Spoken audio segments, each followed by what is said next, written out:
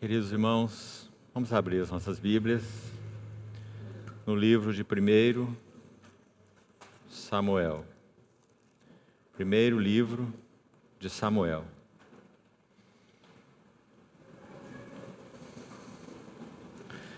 Vamos fazer uma leitura cuidadosa de alguns versos do primeiro capítulo. Primeiro livro de Samuel, capítulo 1. Houve um homem de Ramataim Zofim, da região montanhosa de Efraim, cujo nome era Eucana, filho de Jeroão, filho de Eliú, filho de Tou, filho de Zuf, efraimita. Tinha ele duas mulheres, uma se chamava Ana e a outra Penina. Penina tinha filhos, Ana, porém, não os tinha. Este homem subia da sua cidade de ano em ano, a adorar e a sacrificar ao Senhor dos Exércitos em Silo. Estavam ali os dois filhos de Eli, Ofni e Finéias, como sacerdotes do Senhor. No dia em que Eucana oferecia o seu sacrifício, dava a ele porções deste a Penina, sua mulher, e a todos os seus filhos e filhas. A Ana, porém, dava porção dupla, porque ele a amava, ainda mesmo que o Senhor a houvesse deixado estéril. A sua rival a provocava excessivamente para a irritar, porquanto o Senhor lhe havia cerrado a madre. E assim o fazia ele de ano em ano. E todas as vezes que Ana subia à casa do Senhor, a outra a irritava, pelo que chorava e não comia. Então Eucana, seu marido, lhe disse: Ana, por que choras? Por que não comes? Por que estás de coração triste? Não te sou eu melhor do que 10 filhos?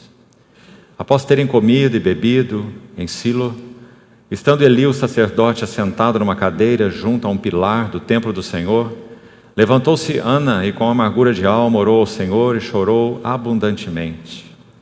E fez um voto, dizendo: Senhor dos exércitos, se benignamente atentares para a aflição da tua serva e de mim te lembrares e da tua serva te não esqueceres, e lhe deres um filho varão, ao Senhor o darei por todos os dias da sua vida, e sobre a sua cabeça não passará navalha.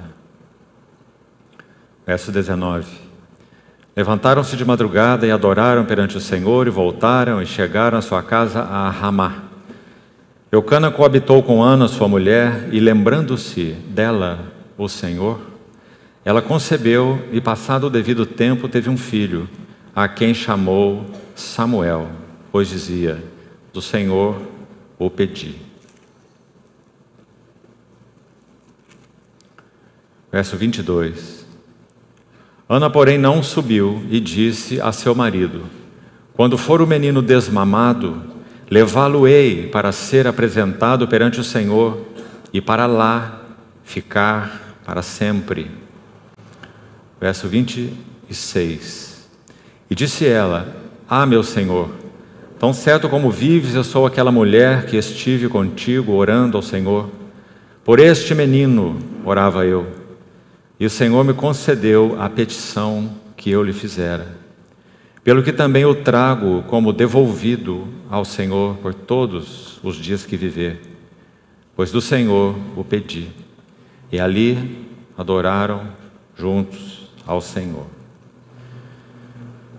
Vamos ao Evangelho de Lucas. Lucas, capítulo 1.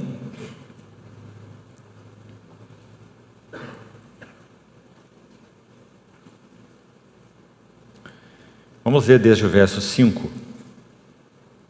Lucas, capítulo 1, verso 5.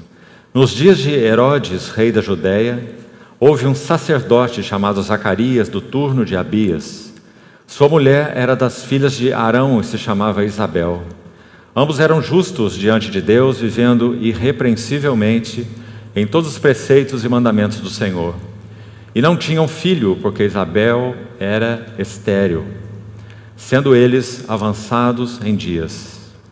Ora, aconteceu que, exercendo ele diante de Deus o sacerdócio na ordem do seu turno, coube-lhe por sorte, segundo o costume sacerdotal, entrar no santuário do Senhor para queimar o incenso. E durante esse tempo toda a multidão do povo permanecia da parte de fora orando. E eis que lhe apareceu um anjo do Senhor em pé à direita do altar de incenso. Vendo Zacarias, turbou-se e apoderou-se dele o temor. Disse-lhe, porém, o anjo: Zacarias, não temas, porque a tua oração foi ouvida. E Isabel, tua mulher, te dará à luz um filho, a quem darás o nome de João. Em ti haverá prazer e alegria, e muitos se regozijarão com seu nascimento. Pois ele será grande diante do Senhor. Não beberá vinho nem bebida forte, será cheio do Espírito Santo já do ventre materno. E converterá muito dos filhos de Israel ao Senhor seu Deus. E irá diante dele no espírito e poder de Elias, para converter os corações dos pais aos filhos, converter os desobedientes à prudência dos justos e habilitar para o Senhor um povo preparado.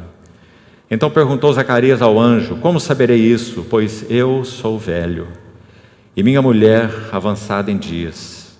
Respondeu-lhe o anjo: Eu sou Gabriel, que assisto diante de Deus, e fui enviado para falar-te e trazer-te essas boas novas.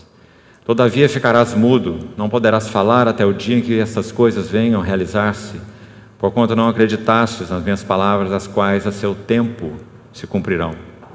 O povo estava esperando a Zacarias e admirava-se de que tanto se demorasse no santuário. Mas saindo ele, não lhes podia falar. Então entenderam que tivera uma visão no santuário. E expressava-se por acenos e permanecia mudo. Sucedeu que, terminados os dias de seu ministério, voltou para casa. Verso 80 do capítulo 1. O menino crescia e se fortalecia em espírito, e viveu nos desertos até ao dia em que havia de manifestar-se a Israel.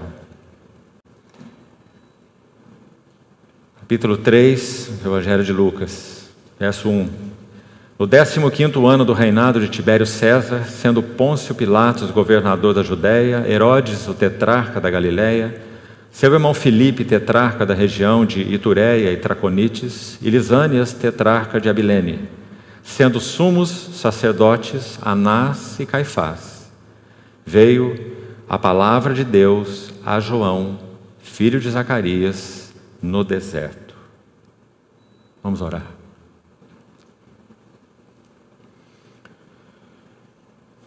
Amado Pai Celestial, apresentamos mais uma vez a Tua palavra e a colocamos nas Tuas mãos, para que pelo auxílio e habilitação do Teu Espírito Santo, nós possamos ver além da letra. Ensina-nos, ajuda-nos, fala-nos, que Tua palavra se mostre em nossas vidas, nesse tempo de comunhão, como ela é em si mesma, viva e eficaz. Esperamos em Ti, Senhor, ser conosco. Assim oramos, no precioso nome do Senhor Jesus. Amém. Meus queridos irmãos, especialmente os mais jovens, graças a Deus por podermos ter esse tempo juntos. E mais uma vez digo aos irmãos que tem sido um bálsamo, uma inspiração para meu serviço diante do Senhor já há alguns anos, ver que o Senhor tem verdadeiramente despertado corações de jovens e adolescentes para buscarem conhecer o Senhor e, particularmente, conhecerem Sua Santa Palavra. Realmente não há nada mais sublime no qual possamos aplicar o nosso coração. Quanto mais em nossa tenra idade o Senhor nos alcança, eu creio que isso é a experiência de vários jovens aqui, também foi a minha, mas nós nos sentiremos privilegiados do quanto a mão do Senhor tem nos guardado, livrado, apacentado, ensinado.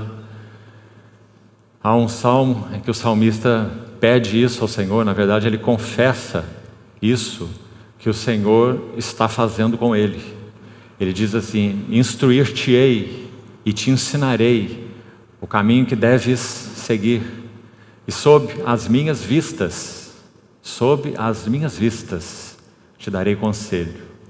Então, que privilégio é podermos conhecer o Senhor assim, pessoalmente, intimamente, e conhecer sua santa palavra. Meu desejo, então, como anunciei, na verdade, desde o primeiro dia, é fazer esse paralelo que me parece tão instrutivo, tão doce, tão lindo, tão penetrante, e que peço ao Senhor que nos leve a trazer isso para as nossas casas, para mais uma vez rever o que porventura seja tanto guardado no coração, quanto quem sabe até anotado mesmo no papel, para assim então orar ao Senhor, buscar ao Senhor, entregar-se ao Senhor, suplicar ao Senhor que eu conceda a mesma realidade ao coração de cada um de vocês, especialmente os mais jovens, adolescentes. Então esse lindo texto, meus queridos irmãos, ele traça um paralelo extremamente interessante. Nós não estamos em nada desconectados do que nós já falamos nesses dias todos juntos, muito pelo contrário. Estamos buscando colocar uma coroa e um clímax naquilo que tudo que já foi falado até aqui. Por quê? Porque o encargo que o Senhor tem depositado em meu coração para esses dias é a respeito de vasos que Deus busca em tempos de esterilidade espiritual. E o que nós temos nesses dois textos? Mantenha-os sempre juntos, Samuel e Lucas. E veja o que nós temos. Primeiro, duas mulheres estéreis. Ana, por um lado, Isabel, por outro lado. Claro que essa esterilidade era física, mas impressionantemente, todos os dois tempos vividos por essas duas mulheres são de intensa esterilidade espiritual. Essa é a primeira coisa importante. Então começamos a traçar um paralelo, porque o Espírito Santo não fez relatos supérfluos na Escritura. Nós precisamos aprender a comparar as passagens, a colocá-las juntas e extrair lições daquilo que o Senhor faz e como Ele trabalha, especialmente em paralelos. Isso é verdade sobre diversos aspectos. Há, por exemplo, pares de palavras que só aparecem em um determinado livro, uma carta, um evangelho. Em João isso acontece muitas vezes.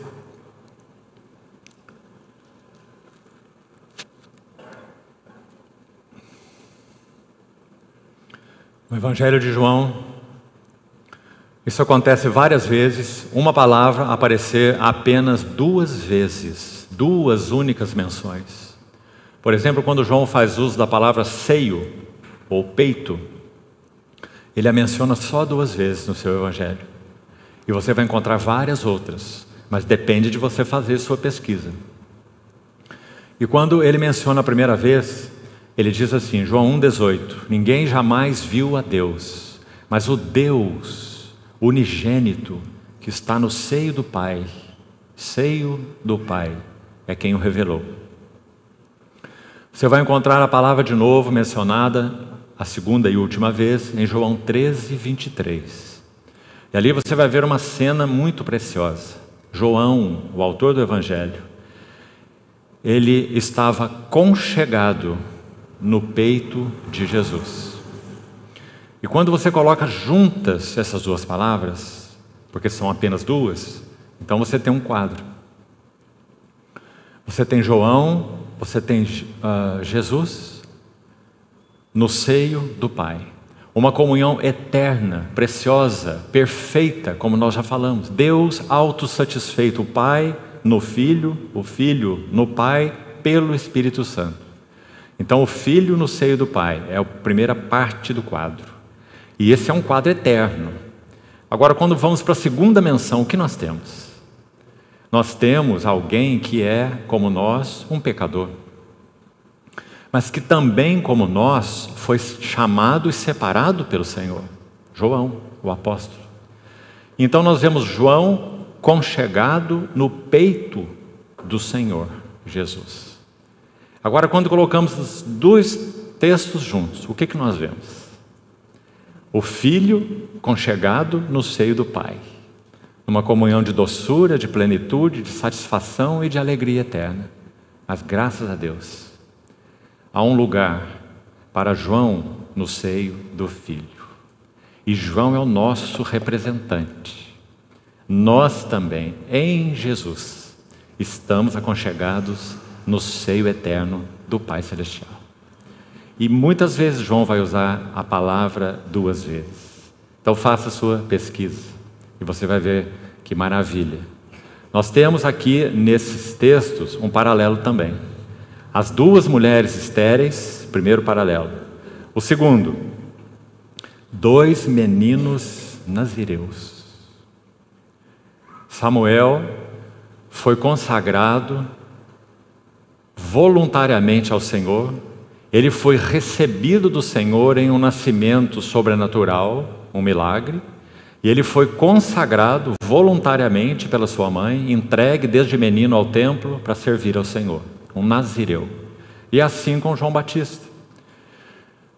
Isabel, a sua mãe, não apenas estéril, mas também avançada em dias, ela se engravidou desse menino chamado João. O nome dele foi dado do céu. Não foi nem Zacarias e nem Isabel quem escolheu seu nome.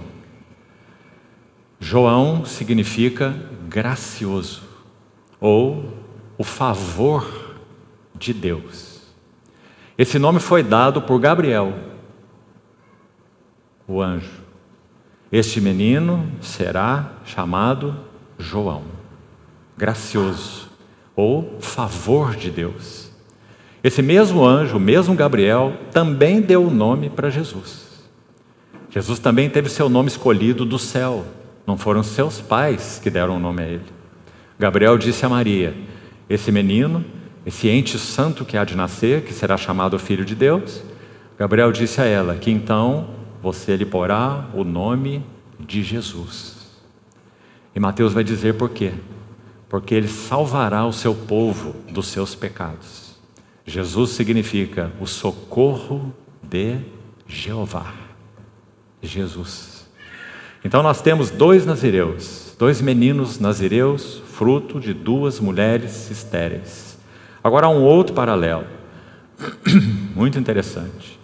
Os 2 períodos, quando Samuel nasceu e quando João Batista nasceu, eles sucedem uma lacuna de 400 anos de esterilidade espiritual. Então note também isso, por favor. Você viu que quando nós lemos o texto de Samuel, voltemos para lá, mais uma vez, é dito, há um marco de tempo aqui, no verso 3, 1 Samuel 1:3, que diz que esse homem, Eucana, subia da cidade de ano em ano para adorar e sacrificar ao Senhor dos Exércitos em Silo. Está vendo aí? Em Silo. Se você consultar o livro de Josué, você vai ver que no capítulo 18 de Josué, para sua referência, no versículo 1, seria interessante nós lermos esse verso, para você ver algo aqui. E porque esse período foi marcado por imensa esterilidade. Em Josué 18:1 diz assim: reuniu-se toda a congregação dos filhos de Israel em Silo. Está vendo? E ali armaram a tenda da congregação. E a terra estava sujeita diante deles. Entre Josué 18:1 e 1 Samuel capítulo 1, nós temos precisamente 450 anos. 450 anos. Mas tem um detalhe aqui. Até o livro de Josué ser concluído, nós temos mais um período de algumas décadas. Então, o livro de Juízes, que é o próximo livro, na sequência de Josué, ele descreve um período de aproximadamente 400 anos. E se você já leu o livro de Juízes, ele é chamado por todos os estudiosos, porque esse é o fato que você vê claramente na Bíblia, se você o ler. Foi o período mais escuro da história de Israel. Ele é descrito por uma expressão que se repete nesse livro. e que mostra então por que tantas trevas e por um período tão longo, 400 anos em que Deus levantava juízes por sua fidelidade. Esses juízes eram libertadores espirituais do povo, essa era a intenção de Deus. E como a aliança do Senhor nos tempos do Velho Testamento também era uma aliança nacional, era uma aliança com um povo, o povo de Israel, então os juízes também eram libertadores políticos. Então o Senhor usou esses juízes para que o seu povo fosse libertado. Em primeiro lugar, ele levantava juízes, esses juízes anunciavam o caminho do Senhor e a vontade do Senhor. O povo via a sua apostasia, essa é a sequência que se repete em Juízes, 12 vezes. E então, após um período de relativa prosperidade espiritual, eles caíam de novo em apostasia. Isso é cíclico no livro de Juízes. Os juízes levantados, apresentando o caminho do Senhor, o arrependimento da apostasia e a nova queda. E o Senhor levanta um novo juiz. E nós temos isso por 400 anos, o período mais negro. E o verso que marca esse período é: naquele tempo não havia rei em Israel, e cada um fazia o que achava mais reto. Cada um fazia o que achava mais reto. Imaginem uma nação governada por essa lei. Cada um fazendo o que acha mais certo, o que acha mais reto. Isso marca o período de trevas dos juízes.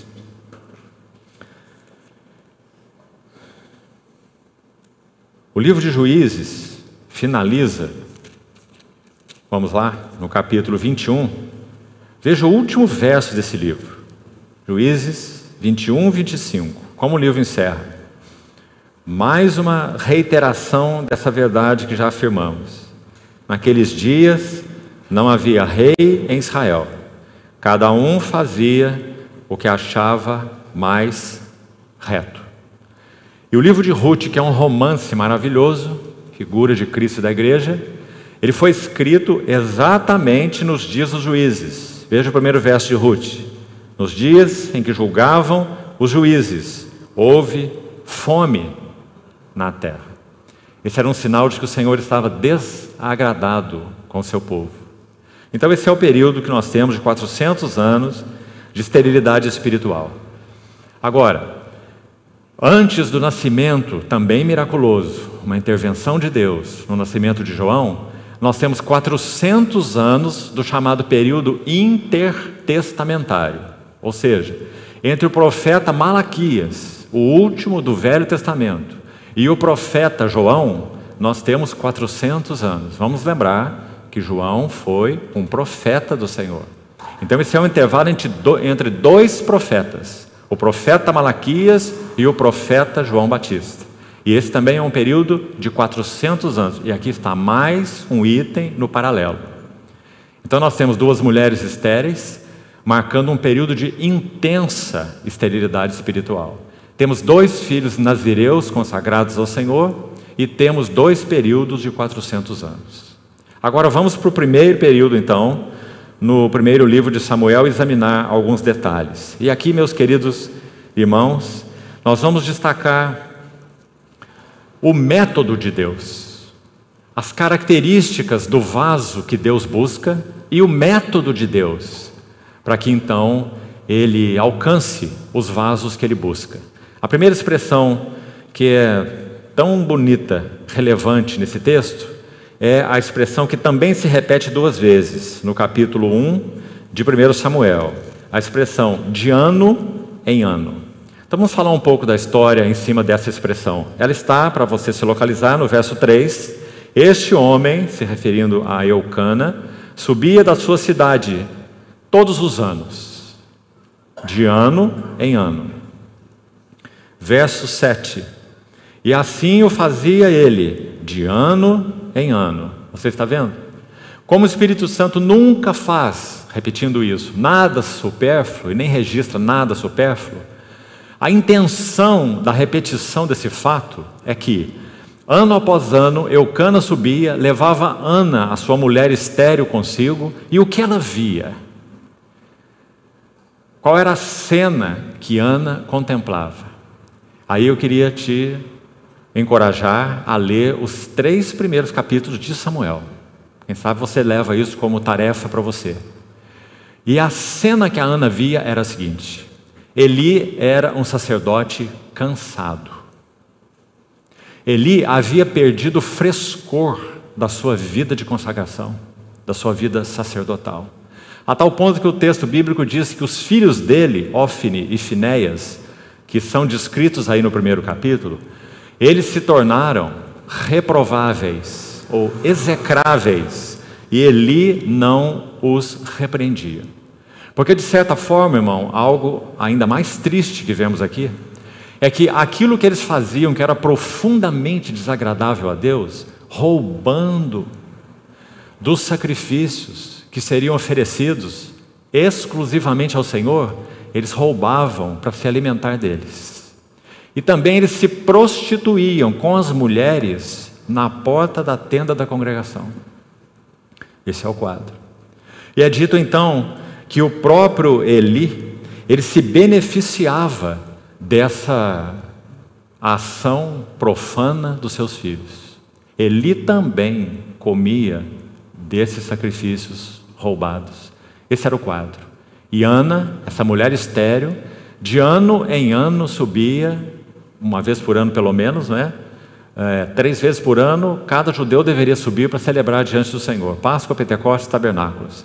Mas a viagem era custosa, muito custosa. Então alguns deles subiam apenas uma vez por ano. E esse era o caso de Eucana e sua esposa Ana. Então ano após ano ela contemplava esse quadro. E ela era estéril. Por que a esterilidade era tão difícil para as mulheres naquele tempo? Sabe, meus queridos irmãos, há um motivo muito especial. Cada uma das mulheres piedosas de Israel tinha uma expectativa. Sabe qual era? Será que a vinda do Messias passará por mim? Será? A vinda do Messias finalmente passou por quem? Uma jovenzinha adolescente, chamada Maria, a mulher do carpinteiro de Nazaré. Então as mulheres em Israel tinham essa expectativa. Então uma mulher estéril carregava todo esse peso, né, que podemos imaginar, tão duro para elas. Não tinham filhos, além do significado simplesmente natural, não tinham herdeiros, né? Mas a expectativa das mulheres piedosas é de que o Messias viria por meio de uma delas. Então, de ano em ano, ela subia e via essa tragédia. O que aconteceu então no texto que nós acabamos de ler em 1 Samuel? Ela faz um voto ao Senhor, e aqui nós temos que tomar um segundo cuidado.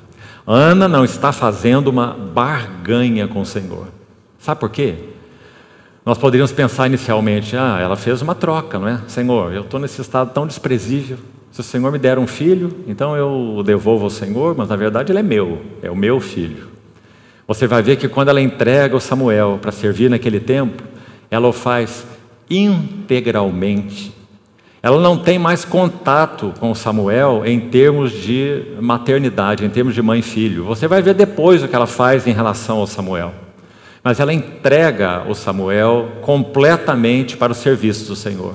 E de tal modo ela não fez uma barganha com o Senhor, já que o Senhor não aceita barganhas, de que além de Samuel, o Senhor livremente, soberanamente, o texto não diz que ela pediu mais nenhum filho.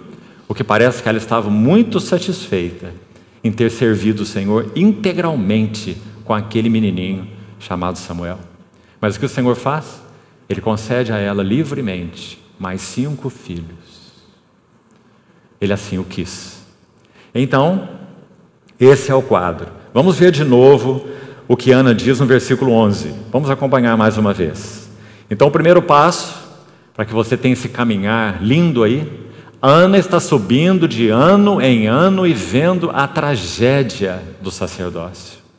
Ana está vendo que, na verdade, ouça bem, não era exatamente ela que estava estéril. Compreende? Deus estava estéril no que concerne ao seu testemunho na terra. E isso pesava no coração de Ana. Então ela faz esse voto, dizendo: Senhor dos exércitos. É tão linda essa expressão, irmãos, no original. Yahvé Tsabá significa o Deus das batalhas, Jeová das batalhas, Senhor dos exércitos.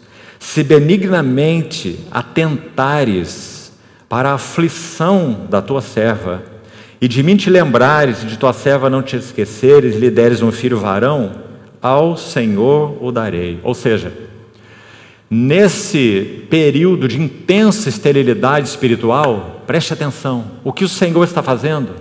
Ele está preparando um vaso, chamado Ana, primeiro, antes de Samuel. E como ele está preparando esse vaso? Ele está compartilhando com Ana as necessidades do seu coração. Qual era a necessidade do coração de Deus? Um vaso que o representasse na terra, fielmente, dignamente, e ele não o possuía, nem ele, nem os seus filhos e nem ninguém. Então, para que o Senhor siga com seus propósitos, ele sempre terá que preparar um vaso, porque ele determinou fazer assim, como nós já explicamos em outras sessões. Ele poderia fazer de outra forma, mas ele não quis. Ele quis fazer com homens e mulheres que se devotem a ele voluntariamente, nos quais ele encontre um nicho nos seus corações, onde ele possa trabalhar e compartilhar as ânsias, os anelos, as necessidades do seu coração. Meus queridos, amados irmãos, será que nós temos tido isso como objeto das nossas orações? Pense sobre isso. Certamente nós temos muito pelo que orar. E se são coisas lícitas, o Senhor é aquele que ouve cada uma das nossas orações. E se é o caso de estarmos aflitos em alguns aspectos, Ele é aquele, aflições justas, Ele é aquele que recolhe no seu odre cada uma de nossas lágrimas. Tudo isso é verdade. Mas há um ponto de destaque aqui. Será que nós temos tido interesse e disposição de orar dizendo: Senhor, compartilhe comigo as ânsias do teu coração? Porque sabe o que o Senhor mais ouve? As ânsias do nosso coração. Então, quando ele provocou essa ânsia no coração de Ana, ele moldou-a de tal forma que ela pudesse conhecer as necessidades de Deus. Meus queridos irmãos, tenham por certo que nesses dias de imensa esterilidade espiritual que nós estamos vivendo, o que o Senhor está procurando em primeiro lugar são aqueles que orarão assim, podendo deixar aos arredores questões que sim, para Ele e para nós são muito caras, não só para nós, para Ele também. Família, filhos, netos, circunstâncias às vezes difíceis, provas, não é? Pressões, tribulações. O Senhor olha para isso tudo, mas há uma questão central. Para que Ele prossiga com seu desejo eterno, seu propósito eterno, Ele necessita encontrar vasos que queiram compartilhar das ânsias do coração do Senhor. E aqui Ele encontrou Ana. A palavra Ana, o nome Ana, significa favorecida. Então, ela faz esse voto ao Senhor porque ela tocava as necessidades de Deus, acima das dela. Tanto é que quando ela diz ao Senhor nesse voto, que se o Senhor lhe conceder essa dádiva que veio das mãos dele, seria retornada às mãos dele, para o serviço dele, fica muito claro qual era o motivo de Ana. Não era um motivo egoísta, em sentido nenhum, não é?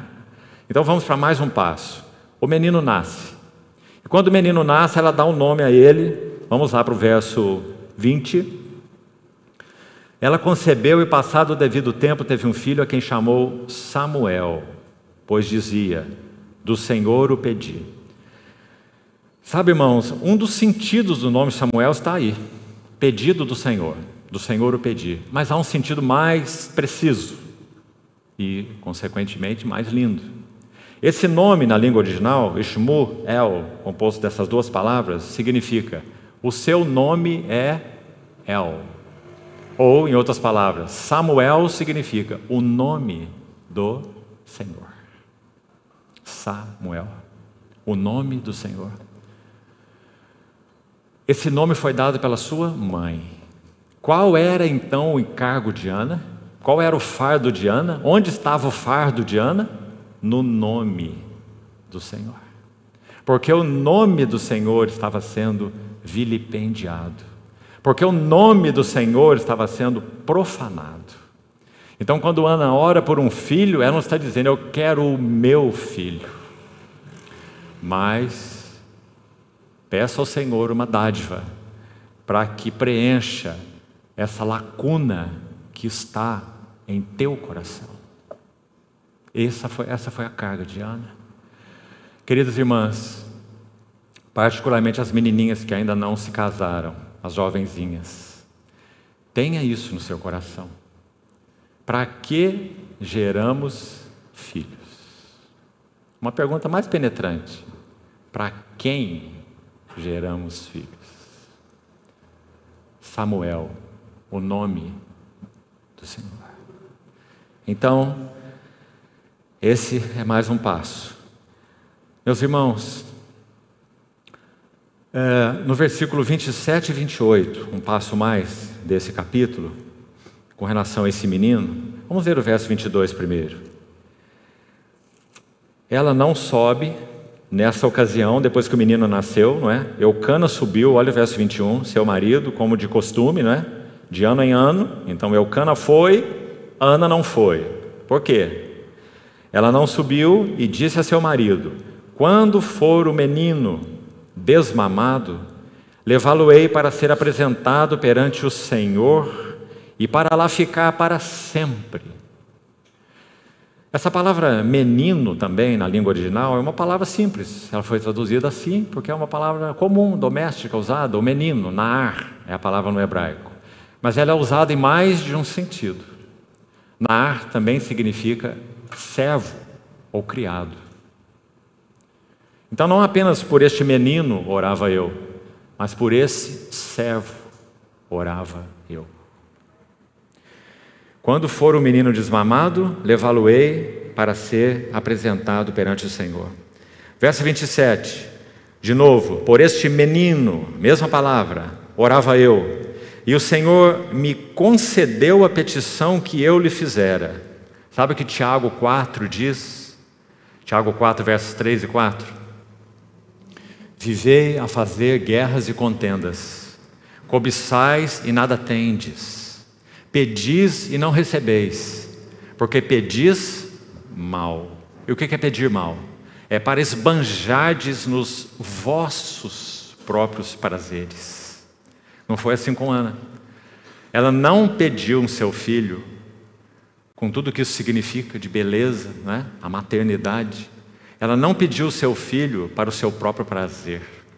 Ela pediu um filho para que preenchesse a lacuna da esterilidade do testemunho do Senhor. Isso é tão grato a Deus, foi tão grato a Deus, que quando esse menino foi entregue, o Senhor então, digamos, abriu os céus e abriu a madre, e disse: eu vou te dar mais 5 anos, porque você me deu 1. Então, meus amados irmãos, que lição maravilhosa é essa? E que vida Samuel viveu?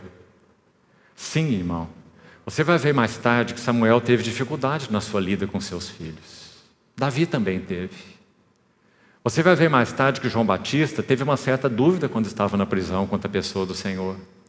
Os vasos do Senhor são limitados, os vasos do Senhor são pequenos, os vasos do Senhor são frágeis, mas são com eles que o Senhor conta. Se há um coração integral, o Senhor é aquele que suplanta a debilidade do vaso, se houver um coração integral. Então, Ana recebeu o que ela pediu, porque ela pediu para o prazer de Deus e para suprir a lacuna na esterilidade espiritual. Mais um passo. Vamos para o capítulo 2. E mais um pouco. partimos para a vida de João Batista. Há uma linda história aqui.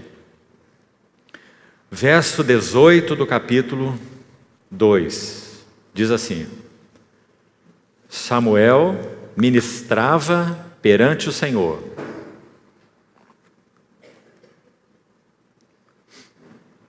Sendo ainda um menino, vestido de uma estola sacerdotal de linho. Agora escute. Sua mãe lhe fazia uma túnica pequena. E de ano em ano, mais uma vez a mesma expressão. E de ano em ano lhe a trazia quando com seu marido subia a oferecer o sacrifício anual. Qual é a lição que Ana está aprendendo aqui depois de entregar o seu filho para suprir necessidades do coração de Deus? Ana está praticando o sentido da mordomia. Porque de modo tão claro é para ela que aquele filho não pertencia a ela.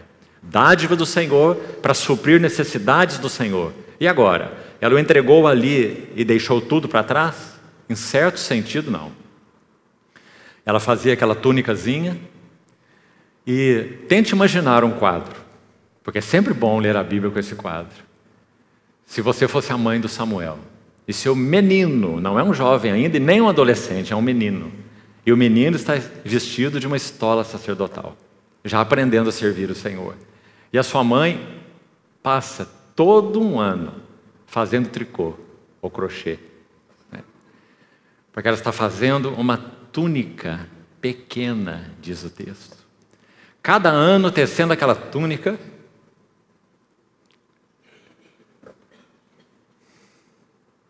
Ela podia imaginar qual será o tamanho do meu Samuel. Quantos centímetros mais ele cresceu? Ela está praticando mordomia para o serviço do Senhor. Ano após ano. Então, é dito assim no verso 19. Vamos ler de novo. Sua mãe lhe fazia uma túnica pequena. E de ano em ano lá trazia com seu marido a oferecer o sacrifício anual. Ali abençoava Eli, abençoava Eucana e a sua mulher e dizia: o Senhor te dê filhos dessa mulher, em lugar do filho que devolveu ao Senhor. E voltavam para sua casa. Abençoou, pois, o Senhor a Ana, e ela concebeu e teve 3 filhos e 2 filhas. E o jovem Samuel crescia diante do Senhor. Que linda história, meus irmãos. Mais um passo.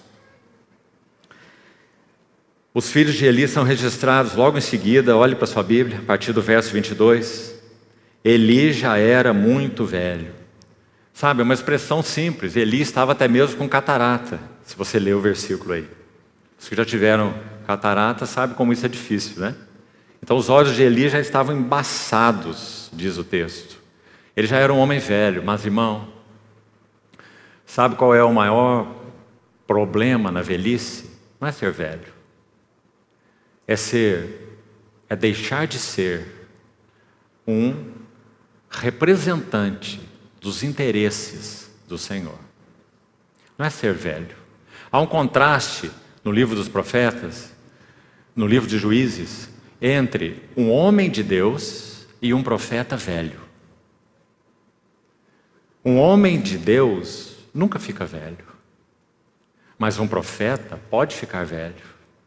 Eli era um sacerdote velho, não apenas em idade, mas ele perdeu a sensibilidade espiritual, a tal ponto de tratar assim de uma maneira tão inadequada os seus filhos profanos. Então, é descrita a história de Eli. Você olha aí no verso 22, dizendo que esses filhos dele se deitavam com mulheres que serviam à porta da tenda da congregação. Verso 26, o jovem Samuel crescia em estatura e no favor do Senhor e dos homens. No verso 27 vem um homem de Deus. Você está vendo? Aqui você tem o contraste do Eli muito velho e tem esse homem de Deus que nós não sabemos quem é. A Bíblia não menciona. Mas de algum modo, pelo menos nessa ocasião, esse homem foi usado pelo Senhor para trazer uma palavra de repreensão a Eli. E há aqui um princípio espiritual muito lindo que eu gostaria de não perder nesse tempo juntos. O verso 30, esse homem disse assim para Eli: na verdade dissera eu, falando em nome do Senhor, na verdade dissera eu que a tua casa e a casa de teu pai andariam diante de mim perpetuamente. Uma promessa. Só que as promessas do Senhor passam ou devem encontrar em nós respostas. E para resumir em uma palavra a resposta, nós resumiríamos na palavra fidelidade. Fidelidade. Ele não foi fiel. Então, o que esse homem vai dizer, esse homem de Deus? Porém, agora, diz o Senhor, longe de mim tal coisa. Você vê? O Senhor fez uma promessa, mas aquela promessa não encontrou eco por causa da infidelidade de Eli. Então, está aqui outra lição importante para nós. As coisas de Deus, meus amados irmãos, a não ser a regeneração, que é um ato tão livre, tão gratuito da graça de Deus nos encontrando, toda a nossa jornada cristã será determinada pela revelação de Deus, a palavra de Deus, o Senhor vindo ao nosso encontro. Ele nunca nos deixa, Ele sempre nos fala, mas Ele demanda respostas do nosso coração. Queremos seguir com Ele. Nunca Ele irá nos enlaçar, pelo contrário. Algumas vezes podemos até ouvir dele: quereis vós também vos retirar? Para que então, de alguma maneira, ele ouça aquela resposta de Pedro para ele. Você se lembra? Para quem nós iremos? Só tu tens as palavras da vida eterna.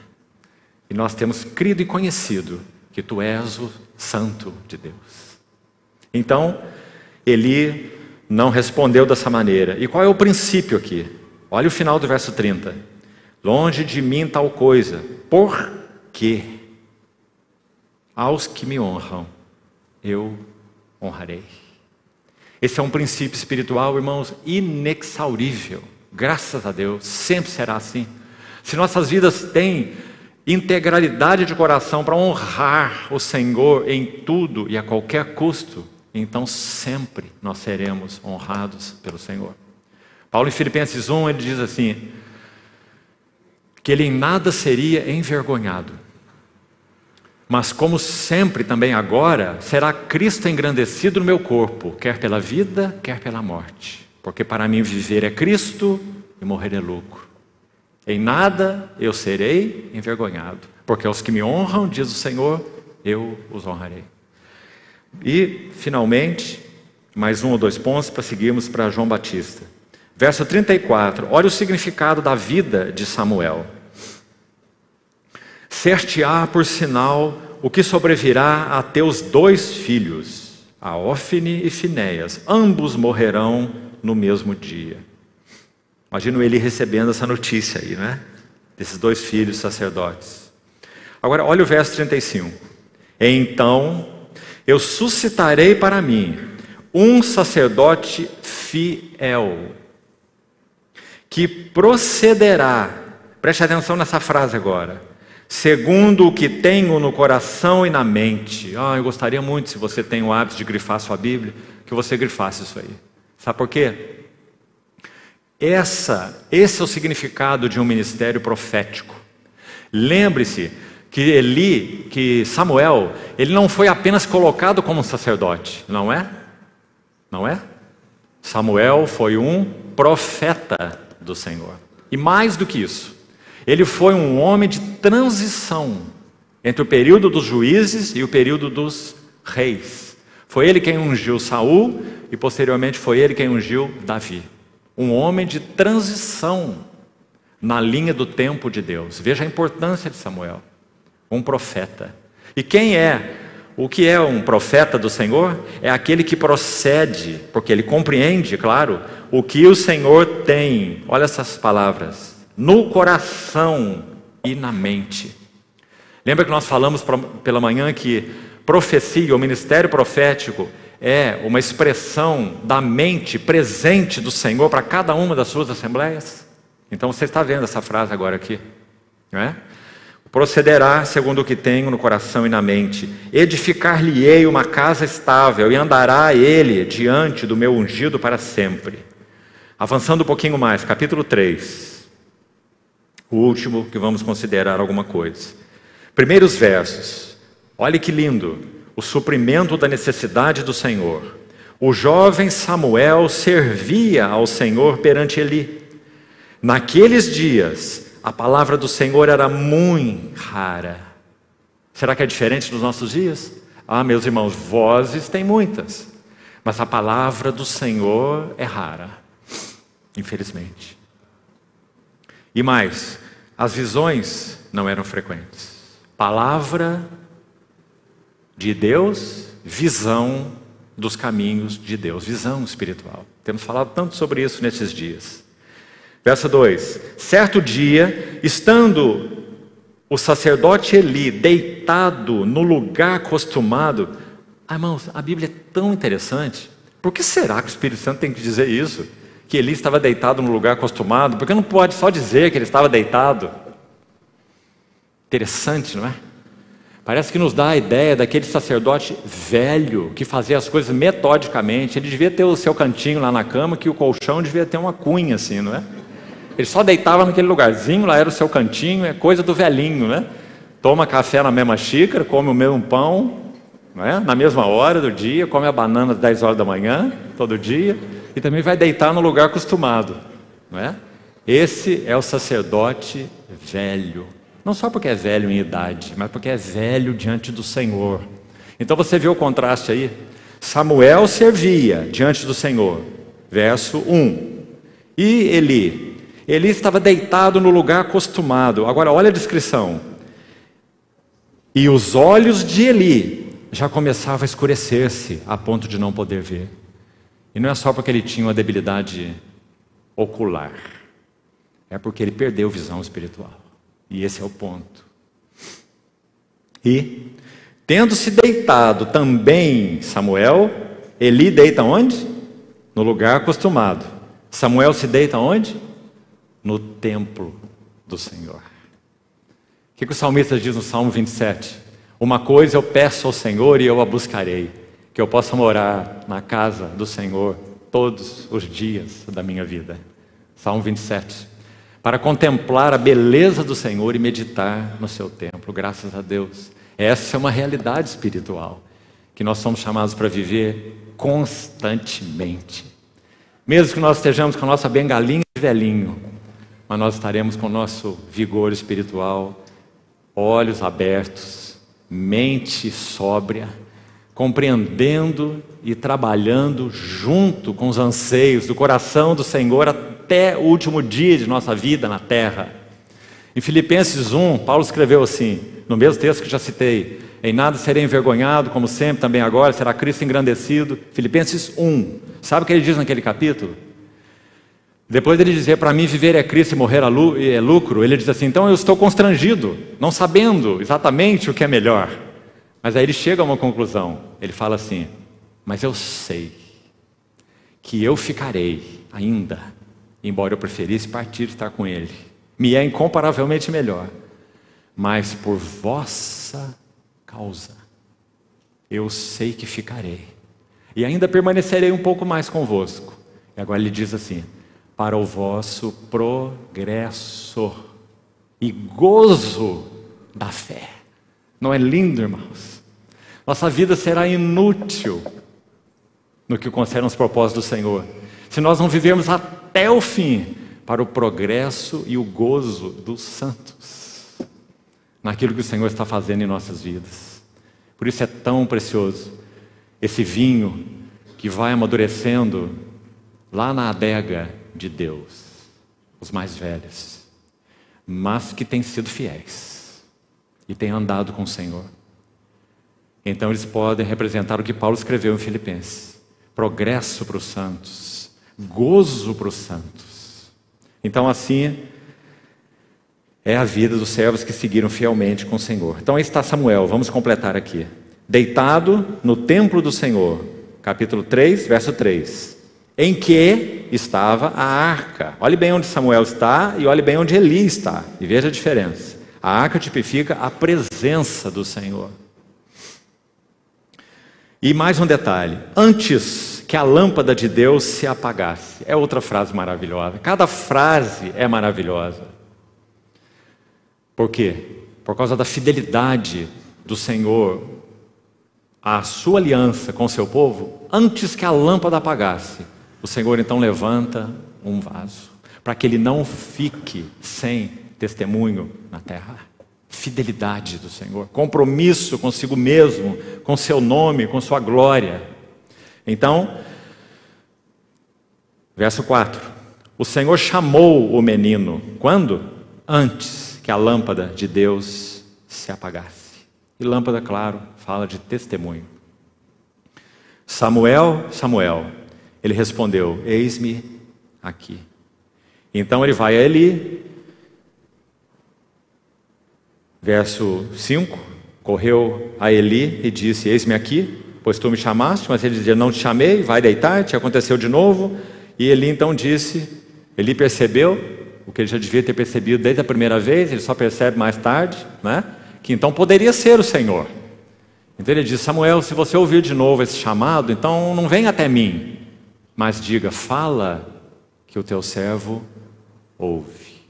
E assim foi a história com Samuel. E finalmente, verso 15, diz assim: ficou Samuel deitado até pela manhã, e então abriu as portas da casa do Senhor.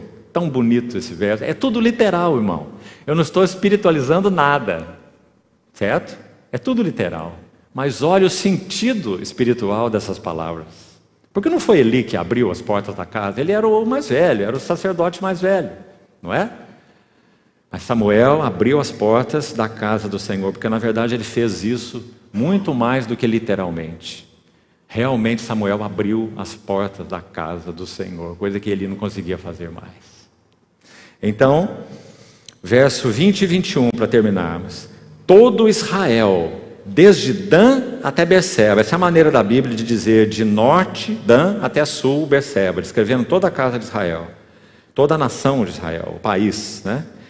Desde Dan até Berseba, conheceu todo Israel que Samuel estava confirmado como profeta do Senhor, mais que um sacerdote. Continuou o Senhor a aparecer em Silo, ou Siló, enquanto por sua palavra se manifestava ali a Samuel. Então essa é a história de Samuel. Guarde aqui essa frase também, irmão, tão significativa, tão bonita. O Senhor voltou a revelar-se à sua casa. Samuel foi confirmado como profeta do Senhor e a palavra do Senhor se manifestava ali a Samuel. O que aconteceu então? O Senhor voltou a revelar-se à sua casa, mas não por intermédio de Eli e nem de seus filhos, mas por intermédio de Samuel. Então essa é a história do nazireu Samuel. Agora vamos trair algumas lições do nazireu João Batista. Vamos por favor de novo a Lucas e vamos direto nas lições, nos princípios que queremos extrair aqui para a nossa ajuda e meditação. Primeira coisa, versículo 7, Lucas 1, 7. Estamos dando um salto tão grande aí, não é? Para a vida desse outro nazireu. É dito com relação a Isabel que ela era estéril e eles eram avançados em dias. O texto nós já lemos até o verso 23. Então deixa eu falar um pouquinho sobre a história. Zacarias, quando ele entrou no templo para queimar incenso, veja os caminhos do Senhor e a delicadeza do relato. Quando Zacarias entra para queimar o incenso, ele poderia, ouça bem, nunca na vida dele ter tido esse privilégio. Por quê? Porque havia muito mais sacerdote do que turnos de serviço. Tanto é que eles faziam o quê? Você tem aí no texto? Lançavam sortes para ver qual sacerdote entraria para realizar aquele serviço. Havia sacerdotes naquele tempo que nunca entraram no santo lugar para queimar incenso, porque não caiu a sorte sobre eles. Está entendendo? Mas o que o Senhor está fazendo aqui? Naquele dia específico, no calendário de Deus, tudo estava projetado e nada era conhecido na terra. Então a sorte cai sobre Zacarias. E Zacarias entra para queimar incenso. Quando ele entra para queimar incenso, o que acontece? Um anjo do Senhor, então nós sabemos mais tarde que é Gabriel, ele se mostra de pé à direita do altar de incenso. Ele diz o que para Zacarias? Tua oração foi ouvida. E aqui precisamos de mais um cuidado. E ouça bem. Não era possível que Zacarias estivesse diante do altar de incenso, queimando incenso e orando por um filho. Não era possível. Por quê? Porque o serviço de um sacerdote era representativo. Ele não estava ali em seu nome, nem com seus interesses. Compreende? Ele estava ali em nome do Senhor para representar o povo diante do Senhor, queimar incenso em intercessões pelo povo. Quais intercessões? Já vamos chegar lá. Não tem nada a ver com o filho. O filho é uma questão particular de Zacarias e de Isabel. Mantenha isso em mente. Mas você vai me perguntar, mas por que diz o texto, não temas, Zacarias, a tua oração foi ouvida, Isabel, a tua mulher, te dará à luz um filho. Parece que Zacarias estava queimando incenso e orando por um filho, não é? Aparentemente. Nós já explicamos para os irmãos que isso não era possível. Esse não era o serviço sacerdotal, ele estava diante do altar de incenso, e ali não é lugar de apresentar interesses pessoais. Guarde isso, ele é o representante do povo. Então, quais eram as orações que Zacarias oferecia então? É dito que até o povo ficava lá fora orando, está aí no texto, enquanto eles aguardavam Zacarias, que estava lá representando o povo, queimando incenso, que também fala de oração, que também fala de adoração, mas pelo que ele orava? Então, se você ler os 2 capítulos de Lucas, que são chamados por um erudito bíblico de o Evangelho da Infância, você vai ver as seguintes expressões. Quando ele cita Ana, aquela idosa de 84 anos, que viu o Senhor imediatamente depois de Simeão, que tomou o Senhor nos seus braços, lembra-se disso, desse relato? É dito que Ana era uma daquelas que aguardava a redenção de Israel. Por isso aquela mulher se comportou daquela maneira tão especial, sendo uma viúva de 84 anos, e ela está ali expressando todo aquele gozo e satisfação dela, porque ela teve o privilégio de ver, assim como Simeão, a redenção do Senhor. Por este motivo, o remanescente de Deus orava. Você vai ver a mesma frase, deixa eu mostrar isso com clareza para você. Vá para o capítulo 2 de Lucas, por favor. Olha o capítulo 2, verso 25. Havia em Jerusalém um homem chamado Simeão, homem este justo e piedoso, que esperava a consolação de Israel. Está vendo? Esse era o coração dos remanescentes piedosos. Tudo que eles queriam é a vinda do Messias. Por isso, irmãos, quando estudamos essas passagens, esses textos, nós ficamos tão maravilhados, porque o que é que nós aguardamos hoje como igreja? Quais são os nossos interesses? Onde está o nosso coração? Maranata, vem, Senhor Jesus. E esse era o clamor dos dias que antecederam a vinda do Messias. Era por isso que o remanescente fiel, o remanescente piedoso, orava. Então aí está o exemplo na vida de Simeão. Esperava a consolação de Israel. Olha Ana, que nós estávamos citando. Verso 38, e chegando naquela hora, essa mulher é dita no verso 37, que ela era uma viúva de 84 anos, e não deixava o templo, mas adorava noite e dia em jejuns e orações. Pelo que será que essa mulher orava? E chegando aquela hora, dava graças a Deus e falava a respeito do menino a todos os que esperavam a redenção de Jerusalém. Está vendo, irmão? Então Zacarias era membro desse remanescente piedoso e fiel. Então, enquanto ele queimava incenso, era por isso que ele orava. E agora então acho que entendemos melhor por que aquela resposta do mensageiro Gabriel foi dada dessa maneira, dizendo: Zacarias, não temas, tua oração foi ouvida e você terá um filho. Em outras palavras, a consolação de Israel virá, a redenção de Israel virá, aquilo que seu coração almeja virá, está às portas. Muito lindo também, que quando você vê, volte ao texto do capítulo 1, quando você vê essa apresentação toda, o anjo diz que Zacarias deveria dar o nome para o seu filho de João, o favor de Deus, está aí no verso 13, não é? E agora você tem um contraste aqui também, tão lindo como só as escrituras são. Primeiro que o anjo disse para Zacarias: não temas, está lá no verso 13. Você vai encontrar alguns não temas aqui nesse evangelho da infância, capítulo 1 e 2 de Lucas. Sabe por quê? Não era comum que os céus se aproximassem tanto da terra. Os céus santos da terra de pecadores. Não era comum que isso acontecesse. Então, quando esse anjo se manifestou, a primeira palavra que ele tem é: Zacarias, não tenha medo. Não temas, tua oração foi ouvida. Então o relato nós já lemos, quem seria esse menino? Ele seria grande diante do Senhor. Vamos entrar com detalhes sobre essa frase agora mesmo, grande diante do Senhor. Mas então, no verso 18 é dito assim: perguntou Zacarias, como saberei isso?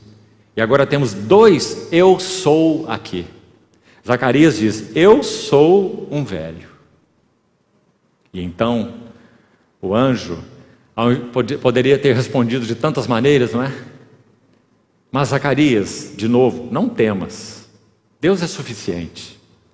Mas quando Zacarias diz: eu sou velho, o anjo responde: eu sou Gabriel. Parece que uma coisa não tem a ver com a outra, não é? Mas sabe o que significa Gabriel? Deus é poderoso. Eu sou velho, Deus é poderoso.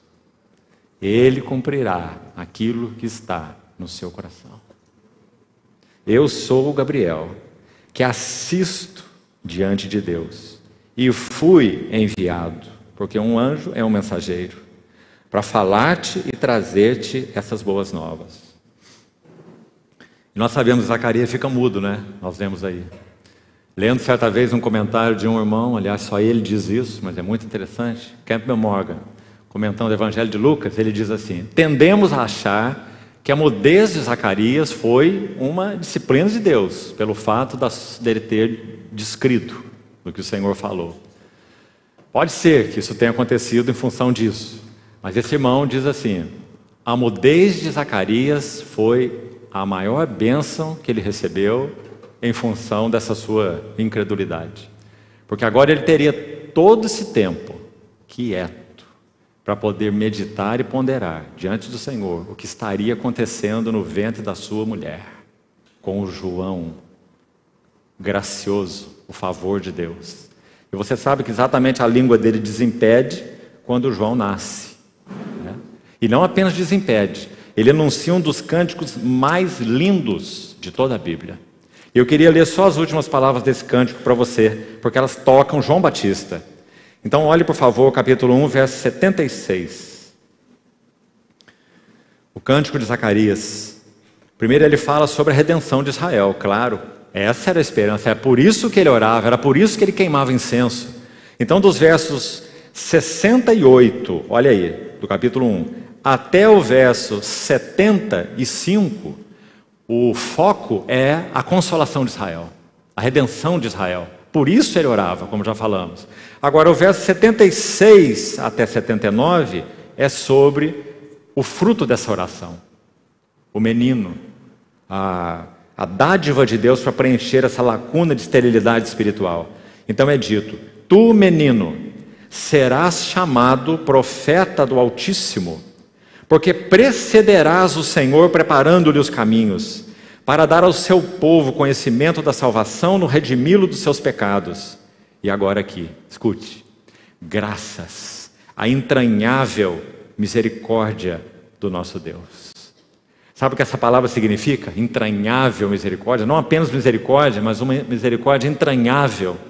Nós usamos muito hoje o termo visceral, não é? Essa pessoa tem uma emoção visceral, tem um ódio visceral, tem uma relação visceral com a outra. O que nós queremos dizer? Que é de todo o coração, não é? E essa palavra é usada aqui. Zacarias está adorando no seu cântico a Deus, dizendo que a misericórdia dele é visceral. Ou seja, Deus tem ânsia em exercer misericórdia. A misericórdia de Deus é visceral. Graças à entranhável misericórdia do nosso Deus, pela qual nos visitará o sol nascente das alturas. Esse é o Messias. Esse é o Messias. Não é João Batista. Então esse é o cântico profético de Zacarias. Para alumiar os que jazem nas trevas e na sombra da morte e dirigir os nossos pés pelo caminho da paz. Então aí nós temos uma expressão desse lindo cântico, o cântico de Zacarias. Agora, vamos finalizando. Quais são as características de João Batista, esse nazireu, que fazem com que ele fizeram com que ele fosse grande diante do Senhor? Essa foi a expressão que ele ouviu de Gabriel. Zacarias, seu pai, ouviu de Gabriel. Esse menino será grande diante do Senhor. Isso nos interessa muito, irmãos.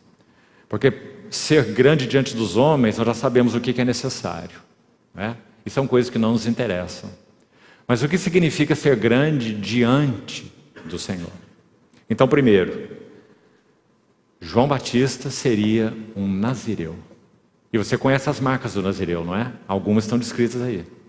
Ele não, verso 15, ele não beberá vinho e nem bebida forte. O que isso significa? Ele estaria apartado daquilo que representa os deleites tão almejados da vida natural. Não é que ele seria um estoico, você compreende? Mas que ele não teria isso como a fonte do seu prazer. Então ele não beberia vinho e nem bebida forte, primeiro. Segundo, será cheio do Espírito Santo já do ventre materno. Você sabe que o nazireu também não devia tocar um cadáver nunca. E esse é um princípio interessante também.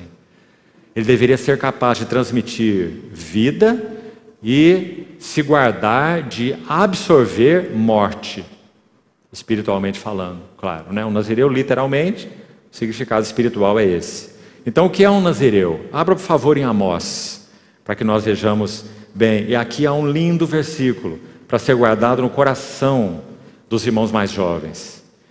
Amós, abra, por favor. Livro de Amós, capítulo 2. Vamos ler desde o verso 10. Ouçam com atenção a beleza desses versos.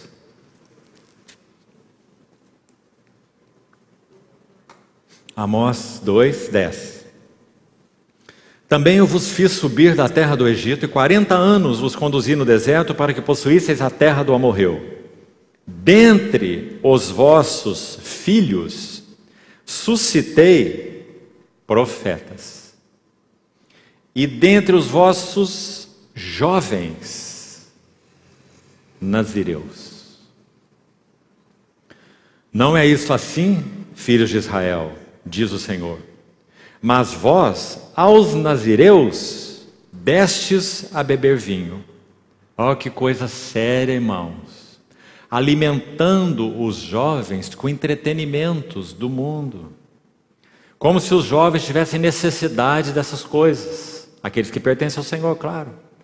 O que os adolescentes e jovens têm necessidade é da palavra e da presença do Senhor, para que supra as suas necessidades. As outras coisas são secundárias, fazem parte da vida. Então olha que coisa séria, essas pessoas reprovadas pelo profeta Amós, dizendo que para os nazireus foi dado beber vinho. E você viu que esses nazireus são jovens, como está no verso 11. Ou seja, eles foram corrompidos. Os que haviam sido separados, levantados como nazireus pela graça do Senhor. E aos profetas ordenastes dizendo, não profetizeis. Mas aqui no verso 11 especificamente tem algo que me parece ser realmente um princípio espiritual. Na verdade, duas coisas. Primeiro, se o Senhor tem levantado nazireus nos nossos dias, aqueles que têm amado o Senhor, realmente desejado conhecer melhor o Senhor, conhecer bem ao Senhor e a sua palavra, esse é um sinal da graça de Deus. Esse versículo deixa isso muito claro. O profeta Amós está chamando a memória deles, dizendo: o Senhor vos conduziu pelo deserto, quando vocês não eram nada e não tinham nada. Então, como sinal da aliança e da graça dele sobre vocês, o que ele fez? Ele levantou de jovens nazireus e dos filhos profetas. Você está vendo? Então, primeira coisa, aquilo que estamos experimentando do Senhor nos nossos dias, louvado seja o Senhor, mesmo que seja em pequeno número, mas graças a Deus, em tantos lugares, em tantas cidades, em tantas assembleias, por esse Brasil afora, é sinal da graça de Deus, que tem levantado dentre os jovens nazireus para Ele, que o queiram, que o amem, que o sigam. Essa é a primeira coisa. A segunda, irmão, segundo princípio, me parece tão claro que nesse verso 11, nós temos uma conexão muito estreita entre nazireu e profeta, não é? Porque os dois estão aí. Então, no meu entendimento, o princípio espiritual é o seguinte: como é que o Senhor prepara um profeta, ou os profetas, para a sua casa? Como? Na base do nazireado. O nazireado é o fundamento de um ministério profético. Jovens nazireus e filhos profetas. Se nós não somos nazireus, nunca seremos profetas. Então, que coisa linda esses versos, que são um sinal da graça de Deus na relação com o seu povo. Primeira coisa, João Batista era um nazireu. Segundo, vamos mencionar pelo menos 5 elementos para que você guarde e medite. O segundo, voltando a Lucas capítulo 1, nós já lemos no verso 80. Último verso do capítulo 1. É dito que esse menino, João, crescia e se fortalecia em espírito. E aqui temos mais um princípio que o fez grande diante do Senhor. Essa é a frase-chave que estamos tomando. Porque João foi chamado grande, não diante dos homens, mas grande diante do Senhor. Primeiro, porque ele era um nazireu. Segundo, viveu nos desertos até o dia em que havia de se manifestar a Israel. João conheceu o que chamamos de solitude. O que é solitude? É diferente de solidão. Solidão é estar sozinho, sem ninguém do seu lado. Solitude é estar a sós com Deus. E João conheceu o sentido de solitude. Estar a sós com Deus. Quando nosso Senhor Jesus disse que todos os seus discípulos o abandonariam, ele disse: mas eu não estou só, porque o meu Pai está comigo. Essa é vida de solitude. Então João Batista viveu nos desertos, e aqui há outra coisa linda embutida aí. Ele não viveu à luz dos holofotes. Os autodenominados profetas de hoje vivem nas mídias e nos holofotes. Mas João viveu na solitude até o dia em que havia de manifestar-se a Israel. Não é lindo, meus irmãos? Então que o Senhor guarde os corações, particularmente dos jovens, nessa pureza. Não tem ambições que toquem o significado de holofotes. Tem ambição de ser um nazireu agradável ao Senhor, para que o Senhor faça de você o que Ele quiser fazer. Terceiro, Mateus 11, não precisamos ler o texto, Mateus 11, versos 7 a 10, para sua referência, o Senhor mesmo vai falar de João Batista, e vai perguntar assim para aqueles que o indagavam: o que foi que vocês saíram para ver no deserto? Um caniço agitado pelo vento? Ou seja, um homem que não tem convicções, um homem que segue, um dia é isso, um dia é aquilo, um dia fala isso, outro dia fala isso. O que vocês foram ver no deserto? Um caniço agitado pelo vento? Ele vai dizer: não, mas um profeta. E eu vos digo, mais que um profeta. Dentre os nascidos de mulher, ninguém é maior do que João. E estão incluídos todos os profetas do Velho Testamento. Samuel, Davi, Daniel, Jeremias, todos. Ninguém é maior do que João. Por quê? Porque João não foi apenas um profeta. João foi o precursor do Messias. O último profeta.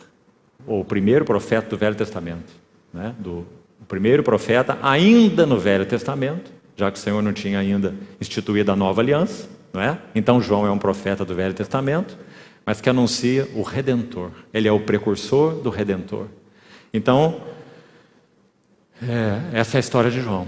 E quando nós vemos no capítulo 3, já fizemos a leitura, você viu aquelas autoridades civis todas citadas, começando desde o grande imperador, o Tibério César, o Pôncio Pilatos, o Herodes, o tetrarca da Galileia, o Filipe, o tetrarca de Traconites, etc.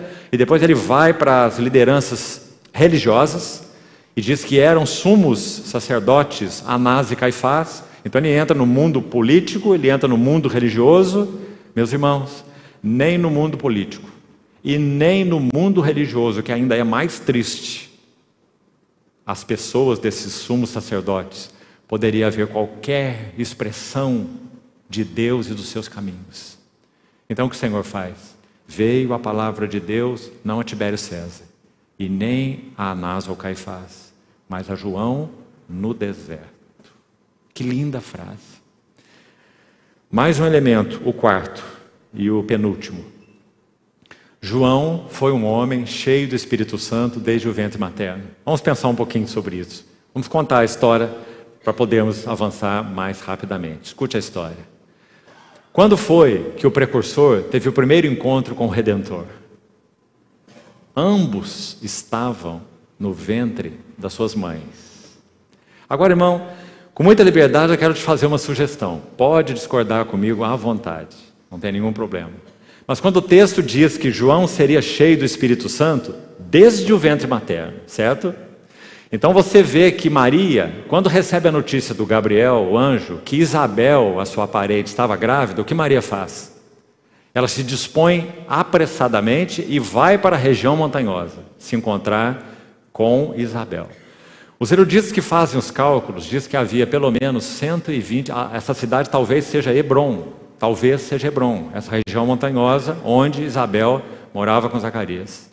Então, a distância entre Nazaré e Hebrom é algo em torno de 120 quilômetros. A jovenzinha grávida fez essa viagem para encontrar Isabel, porque anjo lhe deu a notícia que Isabel também estava grávida. Aí o que acontece? Quando as duas se encontraram, Maria faz uma saudação a Isabel. Não é assim? Então o que Isabel diz, baseado nessa saudação? Ela diz assim: quando eu ouvi a voz da tua saudação, a criança, João Batista, tinha 6 meses no ventre da sua mãe. Era uma gravidez de 6 meses. Ele é 6 meses mais velho do que o Senhor Jesus. Então é dito que quando Isabel ouviu a voz da saudação de Maria, ela vai dizer, literalmente o texto é assim: a criança pulou de alegria dentro do meu ventre. Sabe o que diz Romanos 14, 17? O reino de Deus não é comida nem bebida, mas justiça, paz e alegria no Espírito Santo. Então, meus irmãos, é só uma inferência aqui, mas me parece que naquele encontro, naquela saudação de Isabel, de Maria, que tinha o Redentor no seu ventre, o menino, quando ela saúda Isabel, o menino João, com 6 meses no ventre de sua mãe, ele fica possuído do Espírito Santo. Então ele salta de alegria no ventre de sua mãe. E essa é a história de João Batista. Um vaso cheio do Espírito Santo desde o ventre materno. É ele que vai anunciar depois que ele não é digno de desatar as sandálias do Messias, não é? Porque João batizava para arrependimento, mas ele diz: virá alguém depois de mim, e ele vos batizará com o Espírito Santo. Então, irmãos, a mim me parece, é só uma inferência, para a sua meditação. Você não precisa pensar dessa maneira. Quando Maria se encontra com Isabel, João, o menininho de 6 meses, no ventre da mãe, fica possuído com o Espírito Santo. Então nós temos o cântico de Maria em seguida, maravilhoso, aí no Evangelho de Lucas. Agora, qual foi o segundo encontro? Então o primeiro encontro, precursor e redentor, ambos no ventre das suas mães. Aí se você ler o Evangelho de João, você vai ver que quando João vai batizar o Senhor Jesus, 2 vezes o evangelista João, no seu Evangelho, capítulo 1, ele vai registrar as palavras de João o Batista, dizendo assim: eu não o conhecia. Eles eram parentes, né? Mas o texto é muito claro. Eu não o conhecia, vai dizer João. Eu não o conhecia, 2 vezes. Mas foi-me dito, João Batista vai dizer: aquele sobre quem você vir o Espírito Santo descer e pousar, esse é o que batiza com o Espírito Santo. Esse é o Messias, certo? Agora vamos pensar então mais um pouco. Esse fato do Espírito Santo descer sobre o Cordeiro de Deus aconteceu quando? No Jordão, quando o Senhor já estava na água sendo batizado, certo? Mas quando havia aquela fila, digamos assim, de pecadores que vinham até João Batista para ser batizado, aconteceu uma coisa inusitada. João reconhece Jesus, não é? Porque quando ele vê aquele homem naquela fila de pecadores, o que ele diz? Eu é que preciso ser batizado por ti, e tu vens a mim? Então nós fazemos uma pergunta agora. Também é só uma indagação, irmão, não estamos dogmatizando nada, mas é o que os textos estão dizendo. A pergunta é: como foi que João Batista reconheceu Jesus? Se é dito, confira lá no Evangelho de João, no primeiro capítulo, 2 vezes: eu não o conhecia, eu não o conhecia. Como é que ele reconheceu? Talvez possamos aplicar o que é dito em Hebreus capítulo 7. Hebreus capítulo 7, verso 26, se não me engano, 26 a 28, diz assim: com efeito, nos convinha um sumo sacerdote assim como este. Quais são as características dele?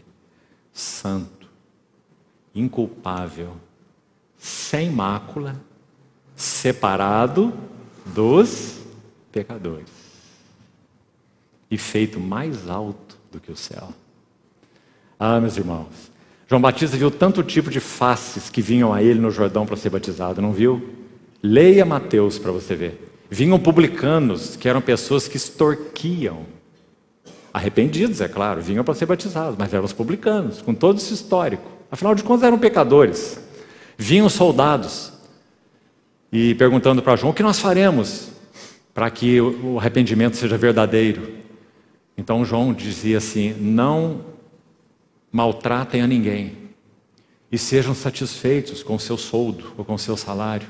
Então vinham publicanos, vinham soldados, olha as categorias de pessoas. Certamente vinham meretrizes em uma fila de arrependidos para serem batizados por João em vista do reino. Mas agora no meio havia um que era santo, inculpável, sem mácula e separado dos pecadores. Quando João o vê, então João se dobra sobre ele. Irmão, quem está se dobrando diante do Redentor é esse grande trovão no deserto, chamado João Batista. Esse profeta. Ele está se dobrando e dizendo: eu é que preciso ser batizado por ti, e tu é que vens a mim. Ele vai ouvir do Senhor: deixa João por enquanto, nos convém cumprir toda a justiça. Porque ele vai entrar no Jordão se identificando com aqueles que ele veio para redimir. Ele não tem pecados para confessar. Quando João batiza as pessoas, é dito assim: João os batizava confessando, eles confessando os seus pecados. Certo? Esse é o texto. Mas diz assim que quando João batizou Jesus, o Senhor saiu logo da água. Porque ele não tem pecados para serem confessados. Quando ele entra na água, o céu se abre e o Espírito Santo desce e a voz é ouvida: este é o meu filho amado, e nele eu tenho todo o meu prazer. Oh, meus irmãos, que história! João Batista, o precursor do Redentor, E por último, para terminarmos então, João também foi, finalmente, um arauto. João não tocou flautas, como já dissemos. João tocou trombetas. Um arauto, um mensageiro. Então, é dito no texto de Lucas, quando o anjo fala com Zacarias, que ele iria adiante no espírito e poder de Elias. Elias profetizou para uma geração a seu tempo apóstata. Leia a história de Elias, e ele profetizou a respeito do arrependimento. Uma geração apóstata chamada ao arrependimento. A mesma coisa com João Batista. Profetizou para uma geração apóstata chamando ao arrependimento. Então é dito que ele iria adiante dele, esse dele é o Messias, iria adiante do Messias, tocando a trombeta para uma geração apóstata e chamando para arrependimento. João, então, foi finalmente um arauto, um atalaia. Seria bom que você lesse o livro de Ezequiel de novo para você ver o que é um atalaia. Ezequiel vai explicar com muitas palavras. Então, o último texto que eu queria abrir com os irmãos, e aqui nós terminamos, vá por favor ao livro de Lamentações, e vamos encerrar. Lamentações de Jeremias, capítulo 5, um último texto para concluirmos.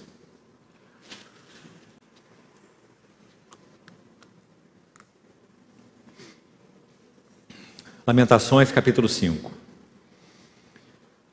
É dito pela tradição hebraica que quando Jerusalém estava queimando por causa do sítio e da invasão, da ida para o cativeiro babilônico, Jeremias estava escondido em uma caverna no Monte Gólgota, de onde ele podia então olhar Jerusalém nessa condição. Então ele tem muito lamento sobre Jerusalém nesse livro preciosíssimo. Esse livro é um acróstico. E sempre você vai ver essas lamentações de Jeremias, na nossa tradução, com uma exclamação à frente. Ele já começa o livro dizendo isso. Como já solitária a cidade outrora populosa, está vendo? Tornou-se viúva a que foi grande entre as nações e uma princesa entre as províncias. Ficou sujeita a trabalhos forçados. Olha o capítulo 2, primeiro verso também. Como, sempre há um como, um eka, como nas lamentações de Jeremias, porque ele está assombrado com o que ele está vendo. Como cobriu o Senhor de nuvens na sua ira a filha de Sião. Verso 7 do capítulo 2.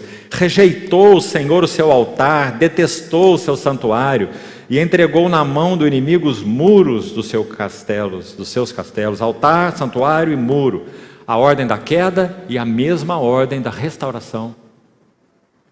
Livros de Esdras e Neemias. Primeiro o altar, depois o santuário, depois os muros. É um lindo livro esse livro de Lamentações. Verso 14 do capítulo 2. Os teus profetas te anunciaram visões falsas e absurdas e não manifestaram a tua maldade para restaurarem a tua sorte, mas te anunciaram visões de sentenças falsas que te levaram para o cativeiro. O verso 9 desse capítulo 2. As suas portas caíram por terra. Estou lendo esse verso para chamar a atenção dos irmãos para as portas. Que, como nós dissemos em reunião anterior, ela tipifica três coisas. Uma delas, governo na casa de Deus. Então agora vamos a Lamentações 5 para terminarmos. Olha esse verso 14. E que bom que ainda aqui há alguns anciãos na casa de Deus, porque essa palavra é para nós, os mais velhos, os anciãos. Veja, Lamentações 5:14. Os anciãos já não se assentam na porta. Não há uma correspondência com aquilo que está no coração do Senhor. Não há uma correspondência que denote o real encabeçamento de Cristo sobre aquela assembleia. Porque os anciãos já não mais se assentam nas portas. Agora, prestem atenção. Olha a próxima frase. Tão triste, meus queridos irmãos. É porque anciãos já não se assentam na porta que os jovens já não cantam. Como há uma responsabilidade tão grande colocada nos nossos ombros, que nós sejamos, como temos falado, inspiração, modelos para outros que vêm atrás de nós. Expressão do governo de Deus em tudo que isso significa, a mansidão de seu governo, a humildade de seu governo, a paz do seu governo, a alegria de seu governo, o gozo do seu governo, anciãos nas portas, então a música no coração dos jovens. Mas se os anciãos deixarem as portas, há uma tradução desse verso sobre os jovens, essa parte aí, B, do verso 14, do texto literal, sabe o que diz? Os jovens já deixaram a sua música. Ou seja, não há gozo no coração deles, porque eles não são mais inspirados por ninguém. Os anciãos não mais estão nas portas. Mas também que linda conexão há aí, não é? Anciãos e jovens. Graças ao Senhor. É isso que Ele tem buscado estabelecer no meio do seu povo. Uma sadia e linda conexão, vínculo entre anciãos e jovens, para que o Senhor possa seguir com o seu propósito. Então, meus irmãos, que o Senhor grave algumas lições no nosso coração sobre esses dois períodos tão intensos de esterilidade espiritual, e o que é que o Senhor busca nesses tempos. Vasos. E quais são os métodos do Senhor? Primeiro, quais são os métodos do Senhor? Sobretudo, discernir, orar, para conhecer as necessidades do seu coração. E quais são os métodos que Deus usa para moldar os seus vasos. É isso que nós temos nesse paralelo, nessas duas histórias. Vamos então orar ao Senhor, terminamos.